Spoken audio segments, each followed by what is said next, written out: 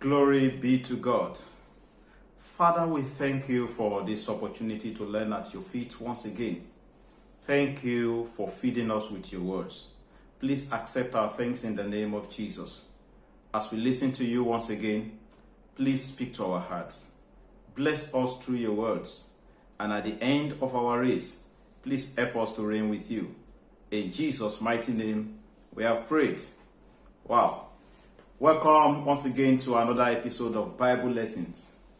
We started the series in the previous video, Busy but Not Broken. And we are still going to continue under this series. And today we are looking at the topic, a very special one. The source matters. The source matters.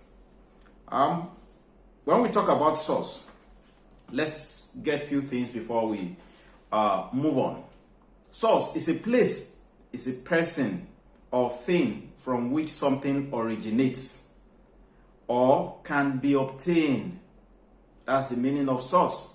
It's a place, it's a person or a thing from which something originates or where you can obtain something. You can refer to source as the origin. You can refer to source as the foundation. So, source, it matters. There is no one without a source. And of course, there is no problem without a source. You will agree with me that, in fact, there is no joy without a source. Everything you are passing through has a source. Whatever you will ever pass through, whatever you will still encounter, could be traceable to a source. There is a source, and the source matters. May I quickly tell you this, that Jesus is our source. In the book of 1 Corinthians chapter 3 verse 11, 1 Corinthians chapter 3 verse 11, Apostle Paul says, "For other foundation can no man lay than that is laid, which is Jesus Christ." Jesus is our source. If you have given your life to Jesus, Jesus is your source. If you are yet to give your life to Jesus, there is a better source that I want to give to you. You see, the source of a thing determines the success or failure of that thing. If you have Jesus as your source, you are sure of peace here on earth. You are sure of eternal life, because he said, "My peace I have given unto you, not like the worldly giveth." So you have access to his peace if you make him your source. You have access to the health he can provide if you make him your source. You have access to a glorious future if you make Jesus your source. You are listening to me and Jesus is not your source. You still have something somewhere, somehow, that you still refer to as your source. This is the time to accept Jesus. Make Jesus as your source, and the rest of your life will be glorious in the name of Jesus. If you want to take that decision, very crucial one, heaven is about to rejoice over your life. Just pray this prayer with me and say, "Lord Jesus, please, I want to take you as my source as from today. Be my Lord and my Savior. Please forgive me my sins. Write my name in the book of life. Help me to live a holy life and never to go back to my sins again. Thank you for saving me. In Jesus' mighty name." You have prayed that prayer. I want to congratulate you, because now you have Jesus as your source. So we can flow along with the next part of this teaching. So Jesus is our source. He's the one that has been from the beginning. According to John chapter 1 from verse 1 to 3. In him is our light. In him we have our being. So Jesus is our source. And may I tell you, we are talking about the source matters. The source matters. Now, your access to resources is determined by your awareness of your source. Your access to resources in life, marital resources, financial resources, material resources, spiritual resources, your access to those resources is determined by the awareness of your source. There are two things that can make a man to really get the required resources. Two things that can make you to get the required resources. Number one, is for you to stay connected to your source.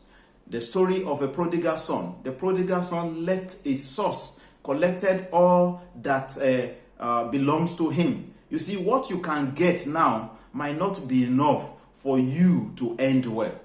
So staying with your source will determine how you are going to end. So stop running to Jesus and just get something and go back and go away.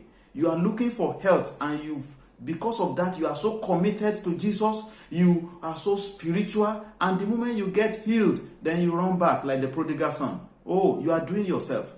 Because not until you stay connected to the source, whatever you think you have cannot take you to the end. Now, I said two things can make you to have free access to your resources. And I said the first one is to stay connected. The prodigal son collected all that belongs to him and he went away. He finished all. But when he remembered his source and he went back to his source, he got more than what he has even collected. Now, the second thing that can make you to enjoy resources in your source is to get awareness about your source. There are some of you are connected to your source, you are right in your source, but you still lack the knowledge about your source. That's what happened to the brother of the prodigal son. Not until his brother returned home, he didn't know what belonged to him.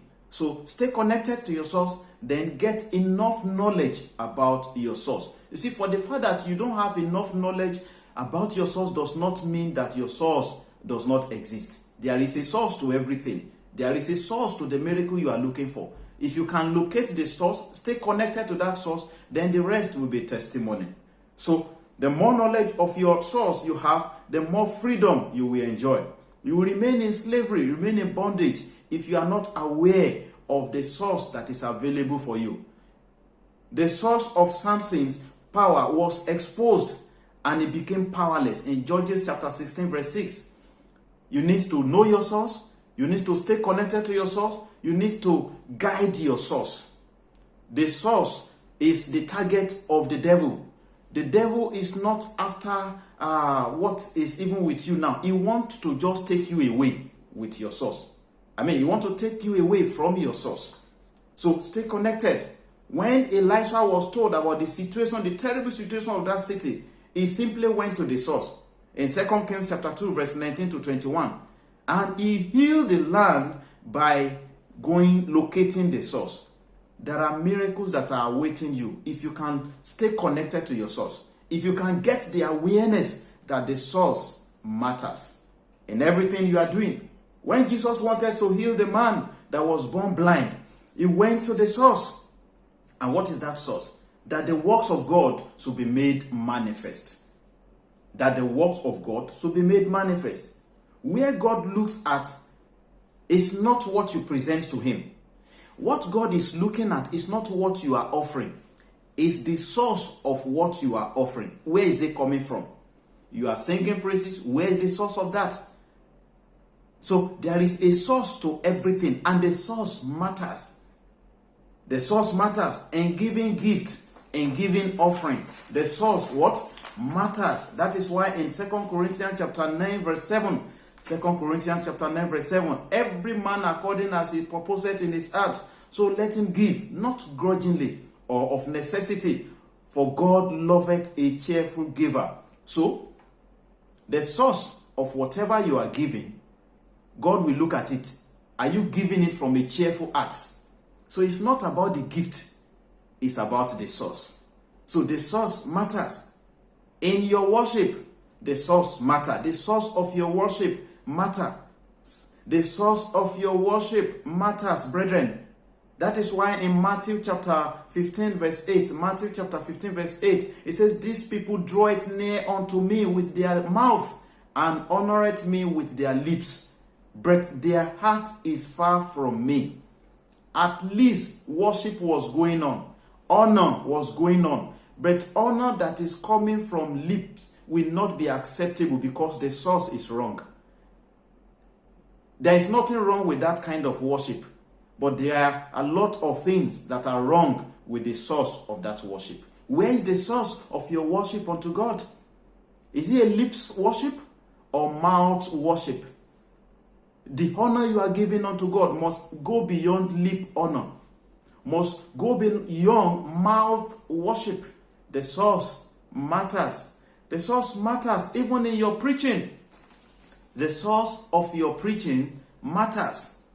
That is why in Philippians chapter 1 verse 15, it will surprise you to hear that some indeed preach Christ even of envy and strife, and some also of goodwill. So it is possible to preach Christ of envy and strife. The source matters. The source matters. What determines where you are going to end is about the source of what you are doing.